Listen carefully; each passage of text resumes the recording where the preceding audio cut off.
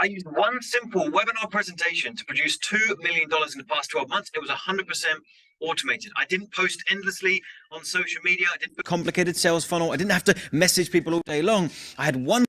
The Bible is the world's best-selling book of all time, outselling any books out there every single year, and yet it took me 37 years to lay my hand on the first Bible, something I truly regret and wish I started reading earlier. Luckily though, I've sped up my learning because I got to meet people like Rabbi Daniel Lapin, who you'll meet in this video. Now, Rabbi Daniel is a rabbinic scholar, popular international speaker, best-selling author, and he's passionate about the Bible, but also making money. So he blends Bible teachings with specific business principles to improve people's finances and family life. Hi, it's Lynn Panetti, and in this video, you will learn some of the best business secrets from the Bible to help you grow a successful business while making God proud. Yay, thank you so much, Rabbi, for being back on my show. A great pleasure. It's always fun talking with you. And it's as if the gap of thousands of miles of geography and hours of time difference just melt away. And it's almost just like sitting in a room and having fun talking. I know, 100%, right? Like you're in New York, I'm in Sydney, and yeah, our time's very different, but I feel really close to you. I must tell you, by the way, that I love Australian television. The quality is so much better than American television. Really? Some of the Australian shows that are produced are so good.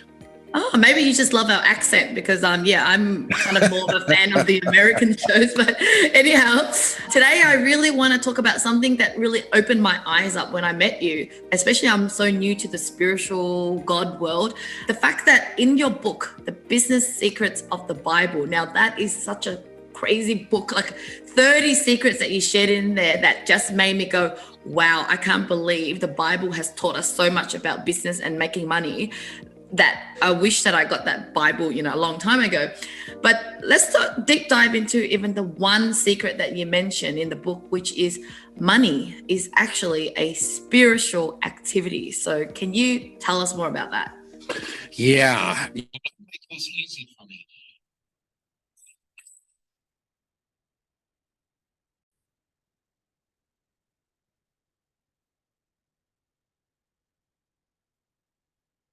All right, so guys, we are going to get started. There was some absolutely,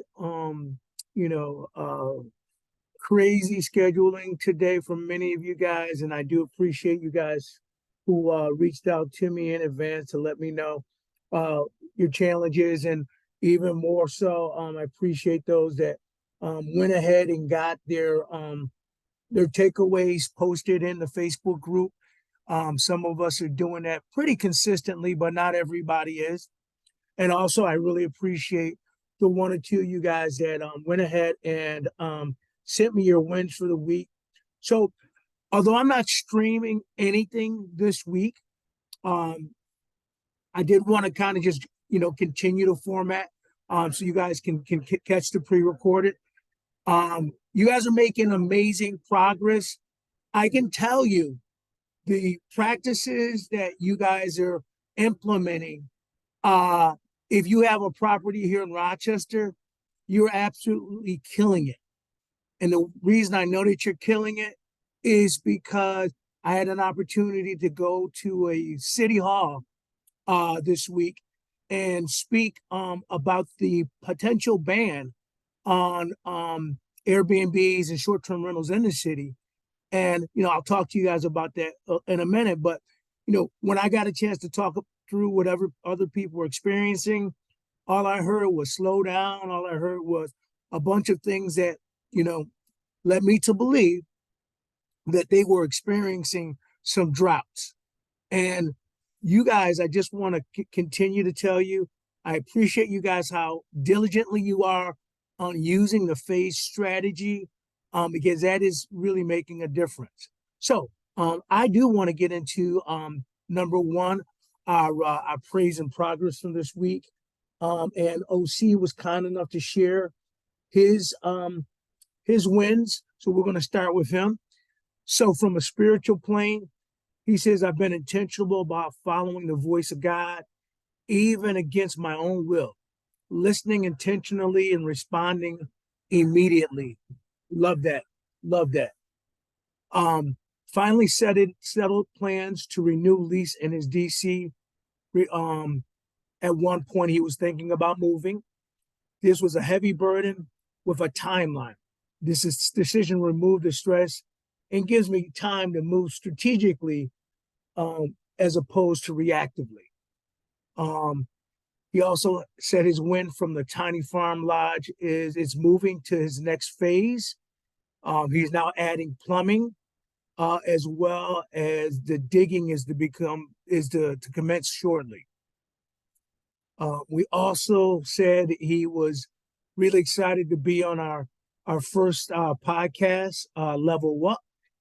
He felt that things went pretty smoothly and super excited for number 2. 2 more things he shared: evaluated the potential opportunity with the Rochester property.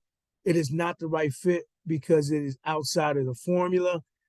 Yeah, this is an opportunity I will take a moment and talk to you guys about, because it really, it's really crystal clear to me, at least, how you guys should be looking at properties, not just in Rochester, but in general. And I want to tell you some of my insights. And finally, went from 0 bookings to 3 bookings, bringing his place. Now, he doesn't specify whether this is Hamptons or Rochester, but he's back to 50% in occupancy. So that's a big win. That's always a big win. I'll take a moment to share my wins. I put this in a text thread, but for you guys that are not looking at your messages, here we go. Friday night, date night with the wife. Saw an incredible movie, and that's what we do. We like movies. Had a walkthrough for the property that OC is talking about. It was amazing when you looked at, walked in, total of 6 bedrooms, 2 were studios, 4 bathrooms, 3 kitchens, but sadly didn't meet formula. We'll talk about it though. Had my annual doctor's appointment. When you hit, a certain age, guys, don't not get to those appointments. Full bullet bill of health. Wins for Thursday. Completed 3 hours of my book. As you guys know, I'm writing a book. I'm actually writing a series of books. One of my mentors, Myron Golden, always stresses that income follows assets. So if you want more income, build assets. Creating a book, creating any digital product is one particular asset that anyone can create. Our Airbnb listings are assets. So, the idea in the back of your mind is how and where can I find opportunities to create assets? Another win for the week is, I told you guys I spoke at City Hall. I got a big voice, and I let a lot of people know that some of the things that I was hearing and some of the things they were proposing were totally out of alignment. And because I have firsthand knowledge of how other cities are doing their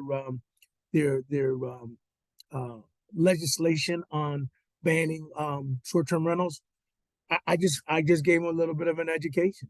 I said that most progressive cities, and we should not be compared to New York City because it's an apple and orange comparison, but most progressive cities, what they're doing is they're making their hosts register.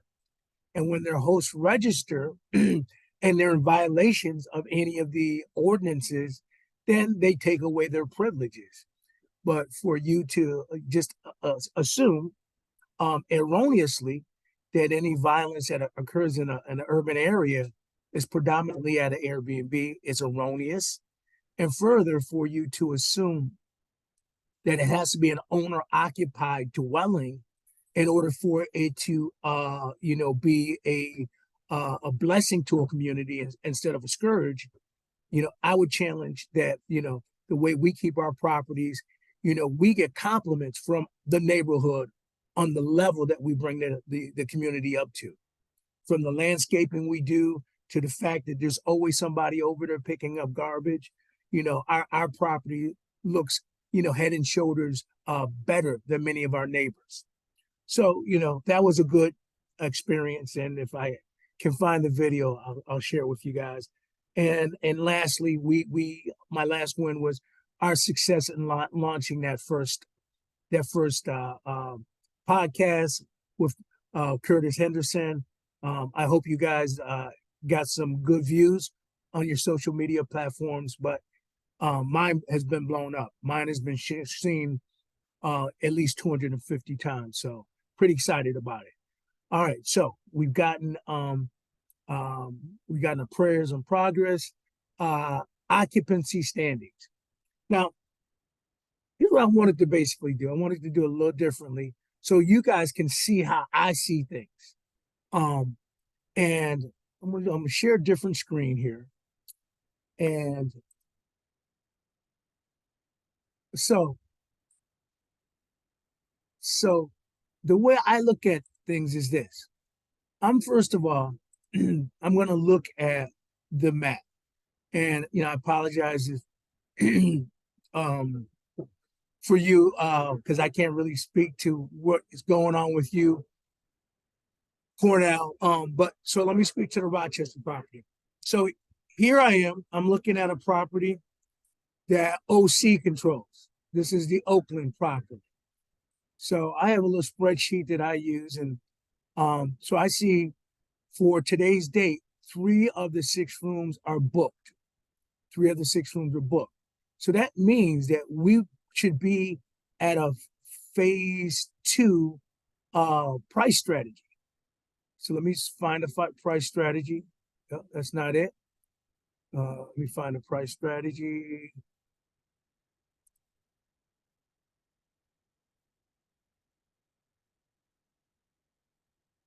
Oh, okay. I'm in the wrong place. Here we go. Let me go back.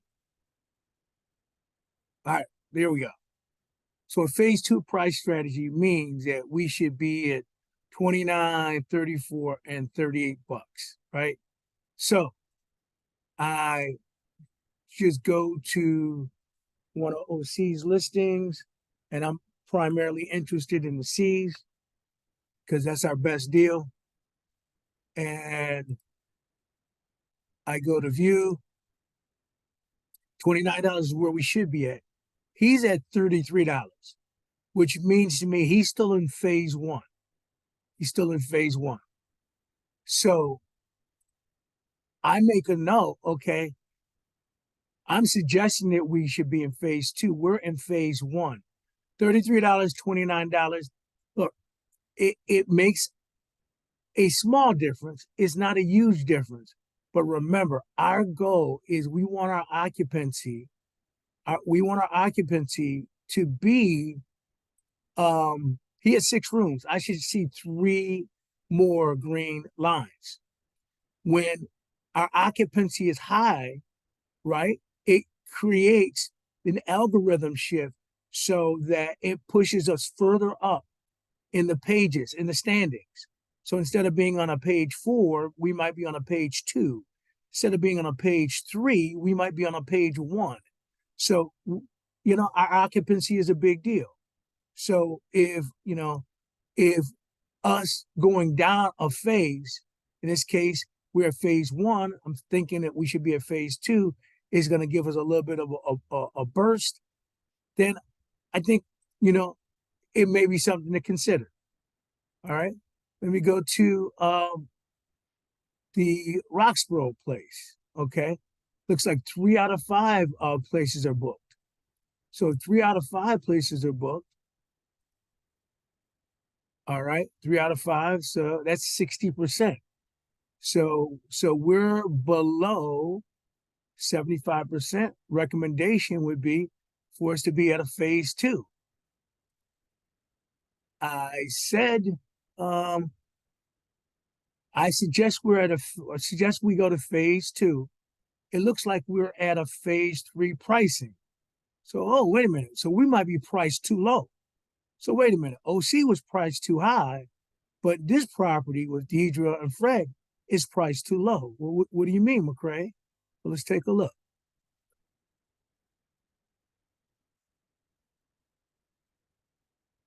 Okay. So we got three places filled, total 5 beds. And let's see what we're priced at. All right. Primarily looking at the C's. Okay. All right. Where should we be priced at? Okay. All right. So we're 3 out of 5 beds. So we should be priced at 2. All right. Two pricing is roughly $29 for the C listings. Let's see where we are.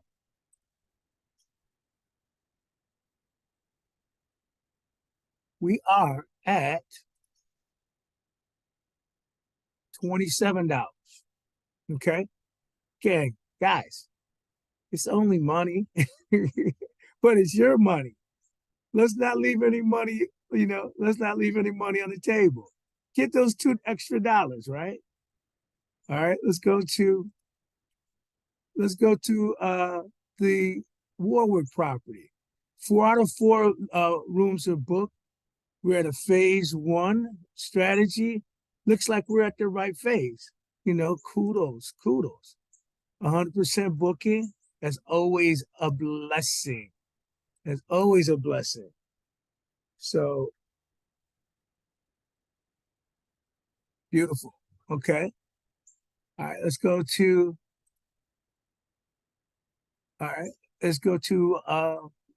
Stanley. 3 out of 4 rooms. Let's take a look at that.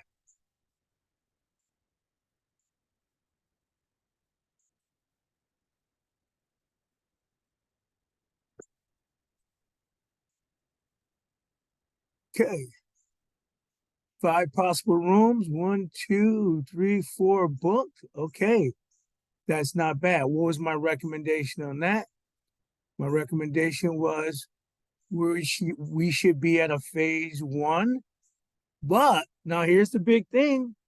We can be too high, we can be too low. I'm seeing if Pat is still at a phase 4. Well, again, it's only money. It's only money. But it's your money. It's your money, guys. So I don't suggest that you got to do this every day, but you got to do it once a week. Patrick's at a $23 a night stay, all right, where he should be at phase 1, he should be at $32. Man, that's a lot of money he's leaving on the table. Let's do another one. Now, this one's going to hurt you because it hurt me when I saw it. Take a look at this. Wow, Patrick's just giving away the ranch. Take a look at this guy. He's got this at $18, and he should be at phase 1. So instead of him picking up $30 to $33 a night, he's picking up 18. Listen, I'm not making this up, guys. I'm just taking a look because I want you guys to make the maximum amount of money as potentially possible. You're only doing this once a week. All right. So I think the point I was trying to drive home is that I look at it once a week. Yes, your business. Go ahead and look at it once a week also. Just once a week. Not a biggie. Okay. All right. So we reviewed our occupancy for last week. I'm very interested if you guys that are out of the area in Maryland, send me what numbers you're working with as well. Okay. All right. Now, there was a lot of meat on this bone, guys. We talked about money being spiritual. And let me get a moment. Let me just see, because if you did respond in the group text, I want to give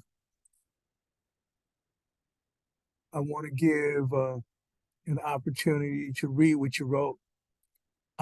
If you did not respond in the group, I said group text, but my mistake. I'm talking about the Facebook group. And yeah, I'm not seeing that. Not seeing that. Hey Patrick, I'm on Zoom right now. I'm on the Zoom right now. Yeah, my Wi-Fi keeps going out Okay, for you're my data because I'm on these roads. okay. Well, you just catch the replay then, all right? Okay. All right then, bye-bye. Alright. All right, so in respect to I didn't really see anybody jump in to the Facebook group to share. So I'm just gonna go to the group text because I do believe Cornell said a couple of words that I want to share. Okay, he said that it was an insightful video on how money is spiritual. Like that's cool. There's a lot to this, guys. There's a lot to this, and I want to just share with you guys in 30 seconds. If you want to really, put this in the context, is we think that working really, really hard or working really, really smart is going to produce abundance. But the truth of the matter is this. What produces abundance? Abundance is a spiritual, uh man, let me see. I want to say it in a way where you guys can resonate with this. And I just saw this amazing and I'll be able to find it. Here we go.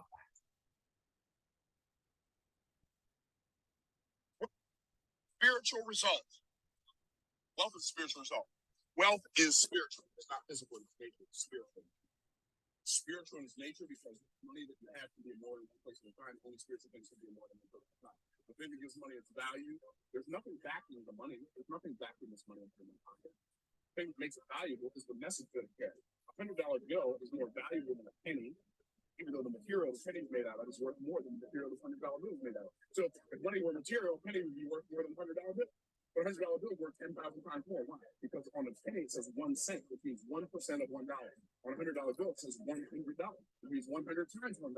So the message that it carries is the thing that makes it valuable. But watch this. The other reason it's valuable is because we believe it's valuable. So the two things that make money valuable are the message that it carries and the faith that it creates. Language is spiritual and faith is spiritual. Wealth is a spiritual outcome. But muscles are a physical resource. Time is a limited resource. We're multiplying a physical resource times a limited resource, and we're attempting to produce an unlimited spiritual result. No wonder you're broke. Guys, that was the dopest explanation that I've ever heard of why money is spiritual. And because I'm not that bright, but I'm a real good Xerox machine, meaning that I can copy once I see something that makes sense, I'm going to play that one more time. Wealth is a spiritual result. Wealth is a spiritual result. Wealth is spiritual. It's not physical in its nature, it's spiritual. Spiritual in its nature because money that you have can be in more than one place at a time. Only spiritual things can be in more than one place at a time. Only spiritual things can be in more than one place at a time. Only spiritual things can be in more than one place at a time. Our bodies are not are not spiritual. Our bodies are physical. I can't be in Rochester, New York, and Maryland at the same time. However, my soul is spiritual. My spirit is spiritual. When we get to when we transition, we're gonna be at more than one. We're gonna be omnipresent. We're gonna be in more than one place at one time. Those of us who have families that have passed on, their spirit is in more than one place. Okay, so money can be in more than one place at a time, but our bodies cannot. The thing that makes it valuable is the message that it carries. $100 bill is more valuable than a penny, even though the material the penny is made out of is worth more than the material the $100 bill is made out of. So if money were material, a penny would be worth more than a $100 bill. $100 bill is worth 10,000 times more. Why? Because on the penny it says 1 cent, which means 1% of $1. On a $100 bill it says $100, which means 100 times $1. So the message that it carries is the thing that makes it valuable. But watch this. The other reason it's valuable is because we believe it's valuable. So the two things that make money valuable are the message that it carries and the faith that it creates. Language is spiritual and faith is spiritual. Wealth is a spiritual. Language is spiritual, faith is spiritual.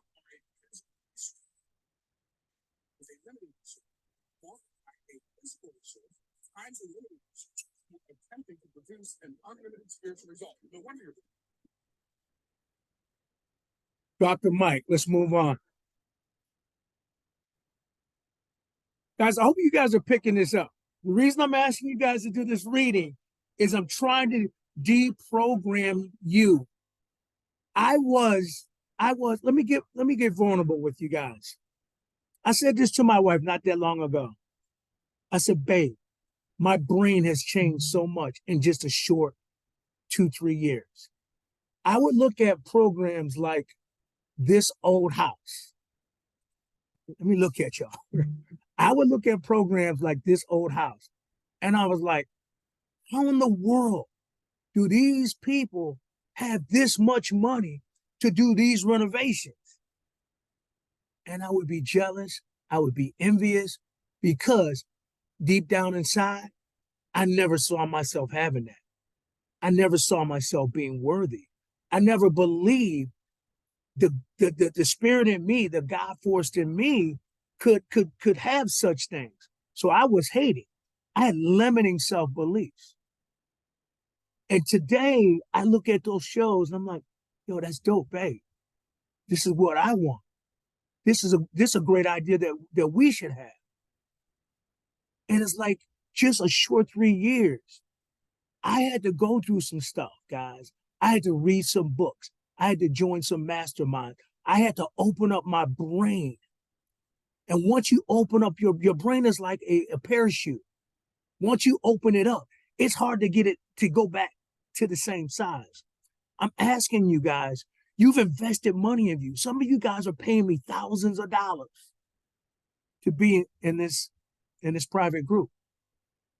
I'm trying to get you to think on a higher mental level so that you can see yourself not as a physical person trying to do things on a spiritual nature, but you're spiritual. You're working in a physical body. And because you're spiritual, any promise that God has given in his beautiful word, he will stand on. But you got to believe. And you got to move in belief. And these little sayings, these things I'm asking you guys to invest your time to think about and marinate on. It takes you to another level. I'm gonna give you guys another clip of something that I think has some. You fascinated with. Whatever you're fascinated with. This is the law of mind. If you become fascinated by poverty, you become poor. You become fascinated with sickness and the reports of all kinds of diseases, you will become sick. Whatever you become fascinated with, you'll get it and it'll get you. This is the law of mind and it works with anything. So do not become fascinated with what you do not want. If you want to be wealthy, become fascinated with wealth. Become fascinated with wealthy people. If you want to be successful and prosperous, become fascinated with successful, prosperous people. All right, let's move on. Let's move on. All right. The next thing I want to get into, guys, is last week we talked about the upcoming podcast. I was real excited on the outcome. Like I said, over 200 views on my side. I do have a couple things I want to add. Okay, so first of all, upcoming week, we're gonna have each week we're gonna rotate the questions. And I wanted to give it some context so it wasn't so like I wanted you to understand like the background of it. So every week the questions will be a little different, but they'll be, you know, similar, but not the exact same. And so what I want you to know is last week's questions came from Oprah Winfrey. We had 12 questions. We did Cornell, Veronica, Olivia, OC, and then we were at an hour, and I jumped in and just asked them to promote the good of service they had. And then I'm gonna put this video on pause for a second because I'm almost out of energy. Then, so this week we're gonna have a different number of questions. This is a gentleman who does. I listen to a ton of his stuff. He has a program called School of Greatness, and he has 12 questions. And more than likely, we'll do a similar rotation. 1, 2, 3, 4 people will talk, and then I will ask the closeout question. And then, you know, in our next episode, and then our 4th episode. So it's all laid out here, guys. So we got there's some thought going into this. And our new flyer,